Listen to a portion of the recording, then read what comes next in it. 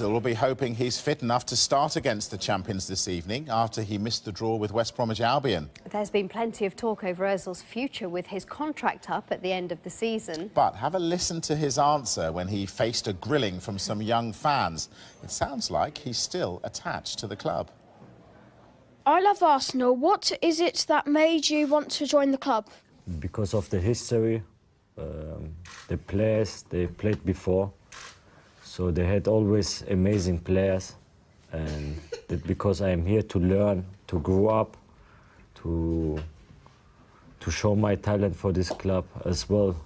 They make me bigger, this club, so that because I'm here, and I'm so proud to play for such a big club like Arsenal. Will Ozil still be playing at the Emirates next season? Well, Arsenal are 7 points behind third-place Chelsea, but Arsene Wenger isn't placing too much significance on the match.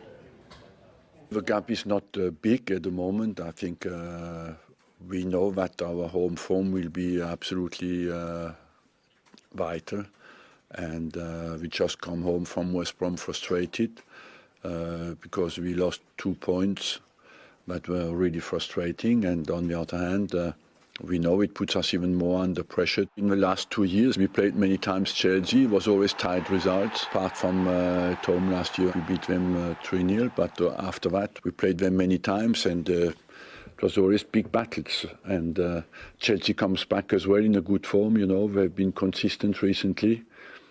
So it's a Now to the latest on Felipe Coutinho's future. Will he still be a Liverpool player come the end of the transfer window? Well, let's speak live to our Spanish football expert, Guillem Balaguer, who joins us now. Guillem, very good morning. Happy New Year to you. We know Liverpool didn't want to sell Coutinho to Barcelona last summer. Has anything changed?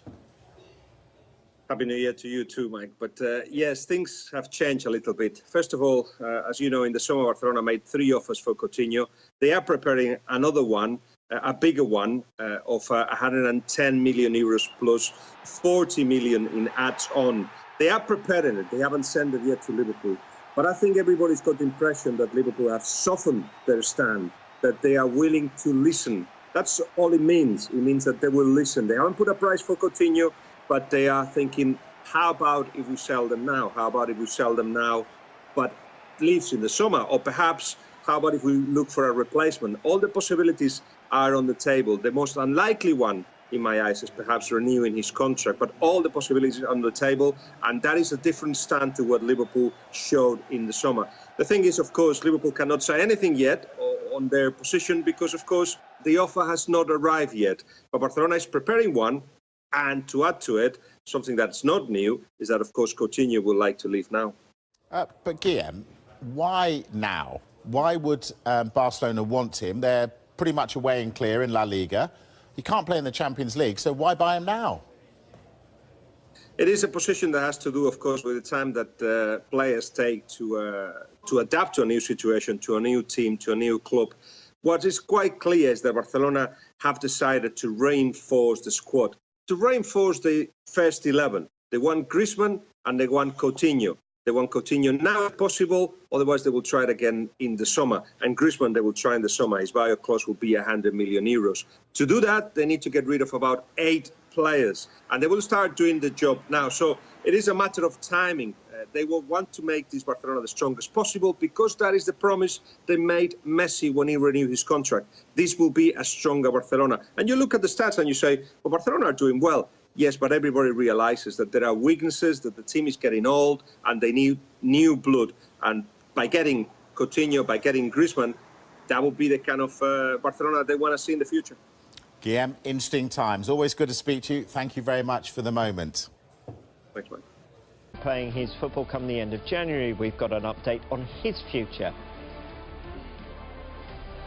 And will Henrik Mikhitaryan seal a move away from Manchester United in this window? Listen out for that story in the next half hour.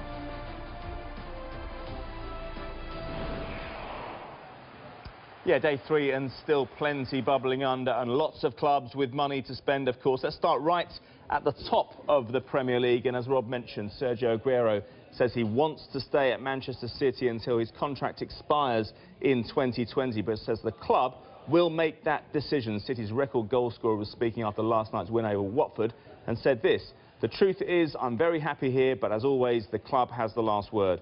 The club is the one who makes the decisions. They are the ones who say you have to go or have to stay, so I'll respect whatever they tell me." Sergio Aguero's record this season: 15 games started, 1,338 minutes played, 13 goals. How about this? Incredible. A goal every 89.2 minutes, a shot conversion rate of 24%, and his shooting accuracy 51.9%. That's an incredible rate, isn't it? 89.2 minutes. Danny, you're with us here. Yes. Marvellous. Do you see a long-term future for Aguero under Pep Guardiola? Why does this story keep raising its head? I think there was obviously those initial period when Pep Guardiola came in, and he left him out a few times, and he brought in Jesus, and there was an issue.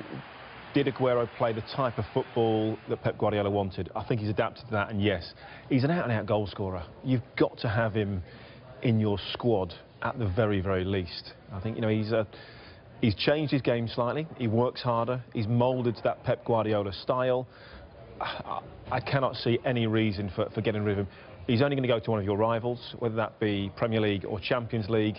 And again, that's the last thing that you need. Yeah, and I guess you're going to try and bring in a replacement for him. So it begs the question, is there a better striker around that could come in and be better than him? Well, City's now top goal scorer. You know, he's going to score you 20+ goals a season, pretty much guaranteed. How much is that going to cost you? Why not keep him at the club? He's going to be a legend at City, obviously, for that last-minute goal, you know, back when they first won the Premier League.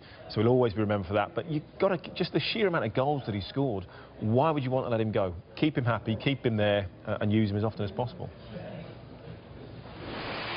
OK, let's get the latest now on this man, Philippe Coutinho, and Sky Sports Spanish football expert Guillem Balaguer believes a deal to take the player from Liverpool to Barcelona might well be imminent. Let's get more now. That update perhaps suggests a bigger offer is being prepared by Barcelona. Liverpool will listen. As you'd expect, reaction to that on Twitter from the former Liverpool defender and now Sky Sports. Jamie Carragher, this is what he had to say. Look at this. He says the best thing is that Liverpool agree a big fee for Coutinho to go in the summer, like we've done with Keita. Not now. What do the club gain by doing it now? Top 4 in Champions League progression. Seriously risks if they sell in January, and difficult to replace him now. If he goes on strike, he damages himself. So Jamie Carragher saying, OK, let's agree the deal now and sell Coutinho in the summer. Say to him, stay for the rest of the season, and then you can have your wish. In the meantime, Liverpool go on to gain Champions League progression and top 4 position. Do you agree with that argument? Will he still be a Liverpool player come the end of the window? I think he may well be. You know, there is always the argument again, can they get a deal done now, and will that keep him happy if he's going to go in the summer? He can't play in the Champions League. Barcelona have pretty much won the league already. If he goes there, yes, he's going to play a little bit of football, but why does he not stay at Liverpool, play well to the end of the season, have a deal agreed with Barcelona? He can do that deal now. There's no reason why that deal can't be done ahead of time. Stay, play for Liverpool, give Liverpool fans the send-off, work hard for them, score goals, create goals, get them into the top 4, and I think he would leave them with their blessing. OK, let's go all the way over to the left side of the homepage and pick up on what's happening with this man. Our Sky colleagues in Italy are reporting this morning that this man, Henrik Mikhitaryan, has been discussed as a potential target for Inter Milan. Their coach, Luciano Spalletti, isn't, though, prepared to make space in his squad for the forward by selling players. The Armenian was one of Jose Mourinho's first signings when he arrived from Borussia Dortmund in Germany in the summer of 2016. So here we go with Mkhitaryan's record. 11 games started this season, but substituted in all 11 of them. He's also made 4 appearances from the bench, 931 minutes played, 1 goal and 5 assists in those appearances. But could his time at Old Trafford be over? Danny is still with us. Has he been given a fair crack of the whip by Mourinho? What's happened here? It just hasn't quite worked out for him. Possibly, maybe he hasn't settled in this country or Manchester United. A little bit like Di Maria, possibly. I mean, I was at the game against Southampton and he had an absolute shocker. You know, he got brought off and that was cheered. To be cheered by your own fans when you get brought off is never nice. And you start to think maybe that's the last straw. And I'd be very, very surprised if he's still at Manchester United come the end of January.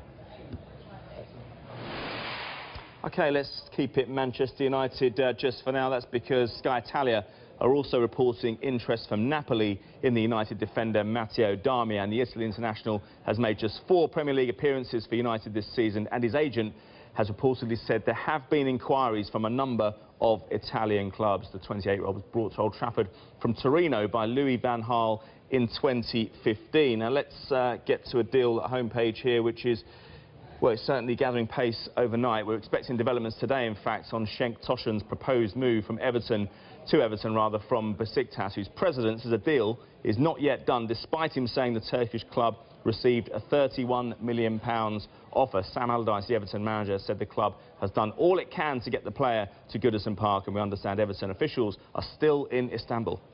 OK, keep you posted on that one. Is that what Everton need in this window?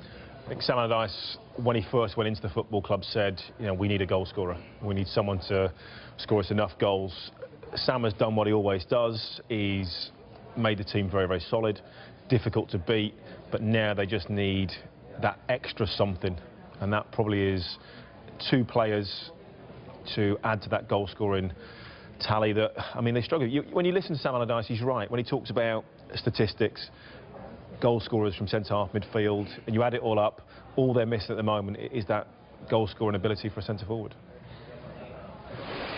OK, let's head straight back down south, because we understand West Ham are interested in bringing Stoke's Joe Allen to the London Stadium. A top priority for manager David Moyes is a midfielder in this window. Mark Hughes, though, isn't keen to allow the Wales international to leave Stoke, and Moyes wouldn't be drawn on his interest after last night's win over West Brom, but he does expect to be busy. In my head, I've got big plans, you know, but you know, you don't always get those plans. Not in a great hurry to sell MD. I'd like to add. I don't think we'll get a massive squad. I do think that as I talked about earlier on, I think we'll probably get more centre forwards. So why are West Ham interested in Allen? Well, he's played 1,784 minutes, 1 goal scored, 4 assists, 20 chances created, 806 passes, and look at the passing accuracy, 83.1%. Interesting, Danny, isn't it? The players West Ham seem to be interested in are all in a relegation scrap as well. Why would West Ham be a good move, though, for the player, Joe Allen? I think he's a very, very good midfield player. Keeps the ball very, very well, creates chances. Again, probably something that West Ham need at the moment. It's also who can you attract? You know, if you're a team towards the lower end of the Premier League, can you go out and get massive names? Are they going to want to be involved in a relegation battle? Possibly not. So you're fishing in a particular pool towards the lower leagues or abroad is where you have to go. Let's keep it West Ham for now then. This is a player David Moyes was really keen to get a look at, but we're told Borussia Mönchengladbach have made a bid in the region of £10 million for the West Ham defender Reece Oxford. The player made 4 appearances on loan in Germany this season, and Mönchengladbach head coach Dieter Hecking is quoted as saying Oxford would like to continue with them. Hecking went on to say the ball is now in West Ham's court, but for now, Oxford will return to the London Stadium. Blog for all the latest deals. That's on our website and our digital devices. Brilliant. A line just coming to you from Crystal Palace. Now, they've renewed their interest, we are hearing, in Lille central defender Ibrahim Amadou. With one source telling us they have put in a £16 million bid. Palace have held talks with Lille this time last year for the 24-year-old Cameroon-born player who can also play as a defensive midfielder. Palace is lengthening injury list, and the news that Scott Dann will be sidelined for the rest of the season means Roy Hodgson needs defensive reinforcements in this window. That's the story at the bottom of your screen right now. Now, plenty of talk over Mesut Ozil's future with his contract up at the end of the season, but have a listen to his answer when facing a grilling from some young fans. It sounds like he's still quite attached to the club. I love Arsenal. What is it that made you want to join the club? Because of the history, the players they played before, so they had always amazing players, and that because I am here to learn, to grow up, to show my talent for this club as well. They make me bigger, this club, so that because I'm here, and I'm so proud to play for such a big club like Arsenal. Such a big club like Arsenal, he said there. If you're listening to that, then you think he's saying, so what chances of keeping Mesut Ozil? Is he just trying to not upset that young boy? Maybe I'm a little bit cynical, but I would take some of those answers with a pinch of salt. He's in an Arsenal press conference, you know, with Arsenal young fans. He's not going to say, oh, I'm desperate to leave, I want to go and play somewhere else, is he? He's a fantastic footballer. His ability is second to none. Magnificent in the German team. He's got a World Cup coming up. Again, Germany will be favourites for that. When you give him the ball with time and space in a team that dominates, he's sensational. Like we've seen with Germany, like we've seen with Real Madrid in the past. Maybe he needs a fresh challenge. You cynic, you. Of course. Now, Ozil is not the only Arsenal player to be out of contract in the summer. Alexis Sanchez is as well. So how much would the club miss him? Well, let's have a look to see how important Sanchez is to Arsenal then. Now, in his first season at the club, he was their top scorer. He was only behind Santi Cazorla for assists. Move on to his second season. Olivier Giroud was the top scorer, 3 more goals than Sanchez, and he was 4th on the assists. Last season, though, he was back to being top goal scorer and back to providing the most assists as well. This season, he's just 1 goal behind Alexandre Lacazette with 7 goals so far, and he is 4th for most assists. Let's go back to Danny, shall we? Danny, let's just elaborate on this Alexis Sanchez to Manchester City then. Can you see them trying to force that through in the January window with Jesus' injury now? I think that will have a large bearing on the situation. Had Jesus been fit, you know, it might be 6, might be 8 weeks, could even be longer. You know, you never know with injuries. Of course, I assume Sanchez can play in the Champions League as well, you know, so that adds to that. He'd be a great replacement. He knows Pep. He wants to go there. He wanted to go there in the summer. How much can Arsenal hold out for? You know, if it gets to 30 million, but he's going to go for nothing in the summer. And we talked about earlier, it could easily have a huge drop-off in form and in attitude. So if I was Arsenal, I would cash in and get as much as possible. 35 million, 40 million, definitely take it. Now, Huddersfield have already bolstered their squad with the loanee signing of Monaco's Terence Kongolo. The Dutch defender was part of the Feyenoord side that won the Eredivisie title last season before he signed for Monaco in the summer. It was nice, and I hope I'm gonna do again in my career. But to win the league, you have to give everything. You have to be a team, and spirit is important in a team. I think Huddersfield feel good spirit here, and they are warriors, and they can also play football. So I have a good feeling with Huddersfield. Over a proposed loan move. Now let's stay in the Championship. OK, we're going to stay in the Championship, as Rob just touched on a moment ago, and we're going to go to the latest on this man. Ryan Sessegnon scored twice, in fact, last night in Fulham's 4-1 win over Ipswich. The left-sided player has attracted the attention of a list of clubs from both the Premier League and elsewhere in Europe. He did, though, sign his first professional contract with Fulham just last summer. So what does his manager, Slaviša Jokanović, think the future holds for the youngster? I don't know. I respect he will gonna stay with us. Really, I am not talking with him about this, and it's very important player for us, and I expect he will gonna be long time with wear the Fulham shirt. Danny, let's talk about Sessegnon, shall we? Linked with Tottenham. He's a fullback, albeit in name only, really. Doesn't really play like you did. Do fullbacks exist anymore? I think they're all wingers and wingbacks, aren't they? Yeah, he's 17. Where will he end up? Is it, for his career, is it better to stay where he is at the moment and get more experience? You've got to play games. And you go back to the Dele Alli model. By the time he moved to a big club, you know, he had 100+ games under his belt, and that's what you need. You need that game knowledge, that understanding. If he's going to make a move, he's got to be careful, but I would go down the Dele Alli route. Make a move, but stay on loan. Play games where you are going to play week in, week out. That's where you get the experience. There's no point. We've seen too many young players in the past go to big clubs, become squad players, and then 2 or 3 seasons later have to take 2 steps backwards just to start playing football again. OK, we heard a few minutes ago about Palace's pursuit of Ibrahim Amadou at Lille, but Roy Hodgson may now be more active in the window than he expected after losing both Jason Puncheon and Scott Dann to injury. Here's what he said about potential deals after last night's win at Southampton.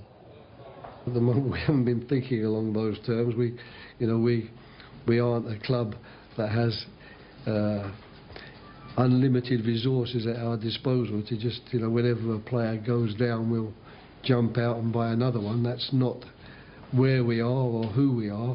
So the subject of buying a centre-back's never come up because we weren't expecting to have both Mamadou Sakho and Scott Dann out for long periods of time. But who knows now? There'll be discussions. So that's Roy Hodgson after the win at Southampton. Let's check in with them, in fact, because Maurizio Pellegrino has money to spend, of course, after the £75 million sale of Virgil van Dijk to Liverpool. Southampton are now 4th from bottom, level with Stoke on 20 points, and Pellegrino knows he needs to spend. We got a couple of targets. I think it will be important to try to bring them as quick as possible to try to improve, not just inside, also outside the pitch, the confidence of everyone. What are your priorities in terms of position within the team? Especially in our offensive. Now, last night's defeat against Manchester City was Watford's 6th in their last 7 league games. Marco Silva also has a number of players out injured, and he wants new signings as soon as possible. We are working. The board knows what I expect as well. Of course, it's really important the problems we have now in our squad. If I have as more players I have available for the match or the next match as well is really important for us. Swansea, on the other hand, only had 18 players available for last night's game against Tottenham, and manager Carlos Carvalhal wants new players. All the time we can improve the team. I'm very happy with the team, with the players, the commitment, and the players that was today is all the players that we have available. We have 18 players available today, so the squad is not in quantity. Also, is not. We don't have too many players. Well, bottom sides struggling against relegation, and you've already, I think, in the past hour or so, relegated two of them. But how difficult is it for them to do business? Uncertainty over the club's future? Do players really want to go there? Very, very difficult. I think realistically they're looking for loan deals. They all want a goal scorer, but they don't come cheap. And if you're that good, surely you'd be going to a club higher up the league with greater aspirations and ambitions.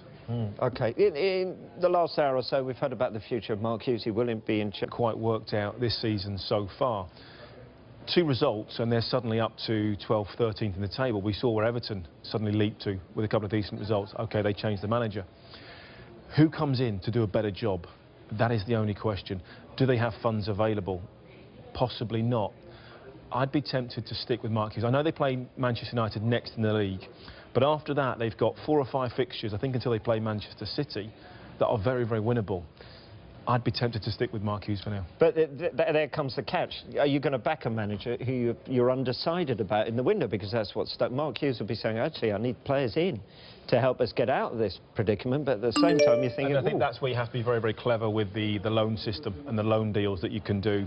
Get a player in and say, right, if you keep us up, if you do X amount between now and the end of the season, you'll get a nice little bonus. If you don't, then you just go back to your parent club. So this is the time for creativity in the transfer market. So it's a tricky time, isn't it? OK.